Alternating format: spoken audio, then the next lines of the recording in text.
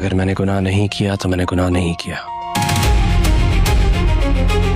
मोहल्ले में जो हमारी इज्जत थी वो तो गई। मुझे कोई फर्क नहीं पड़ता लोग क्या बातें करते हैं। इतनी बेकरारी से तुम अल्लाह को याद करो ना तो अल्लाह तुम्हें दुनिया की सारी नेमतें दे देगा। जामिन मिल जाए बस। सवाल करें, मैं जवाब दूंगा।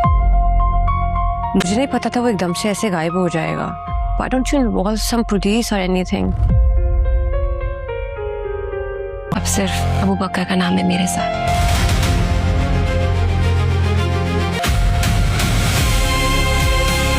कोई गुनाह परेशान कर रहा है।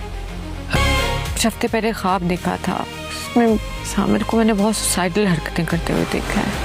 हमना अबू बकर के घर पहुंच गई होती है और जाकर अबू बकर की मां को ये बात भी बता दी होती है, मैं आपकी बहू हूं, अबू बकर ने मुझसे शादी की है। और अबू बकर की मां को इस बात पर बिल्कुल भी यकीन नहीं आ रहा होता और वो हमना से उसके निकाह नामे के बारे में भी पूछती है तो हमना यही जवाब देती है वो अबू बकर के पास है। तो अबू बकर की माँ के पास कोई और दूसरा रास्ता नहीं होता और वो फौरी तौर पर अबू बकर को अपने पास बुला लेती है। और अबू बकर जैसे ही घर आता है तो वो सामने हमना को देखता है तो वो बहुत ज़्यादा हैरान और परेशान भी हो जाता है और वो हमना से यही बात कहता है, तुम्हारी हिम्मत कैसे हुई यहाँ पर आने की, तुम अभी के अभी यहाँ से दफ़ा हो जाओ। और अबू बकर की माँ को भी अब ये बात मालूम हो गई है कि उसके बेटे ने हमना से शादी की हुई है। उसे बहुत ही ज़्यादा अफसोस हो रहा होता है। वो अपने बेटे को बहुत ही ज़्यादा अच्छा समझती थी और वो यही बात कह रही है, अब महल्ले वाले भी बातें बनाने लग गए हैं और हमारी इज़्ज़त तो चली गई है। तो अबू बकर यही बात कहता है,